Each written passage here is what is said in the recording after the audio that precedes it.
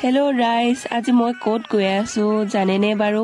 হয়তো নাজানে, সেয়েহে মিনি ব্লগটো চাই যাওক। আজি মই প্ৰথমবাৰৰ বাবে শিৱসাগৰ ভিজিট কৰিবলৈ গৈ আছো আৰু এয়া মই ছুপাৰত বহি ল'লো। ছুপাৰত নামি এয়া মই প্ৰথমতে পাওঁ জয়দৌলটো। জয়দৌলৰ ওচৰত এয়া মই ভিডিঅ' ক্লিপ এটা কৰি ল'লো। তাৰ পাছতে আমি জয়দৌলত সোমাই যাম। তো আপোনালোকে মোৰ মিনি ব্লগটো আজি চাই যাব দেই। সকলো দেখাই যাম আপোনালোকক। আৰু এয়া জয়দৌলত সোমাবৰ কাৰণে প্ৰথমতে 5 ৰুপিজকে টিকেট কাটি ল'লো। আৰু এয়া ওচৰৰ পৰা জয়দৌল। প্ৰথমতে ভাবিছিলো এয়া শিৱদৌল বুলি, আৰু মেপতো শিৱদৌল বুলি আছিলে।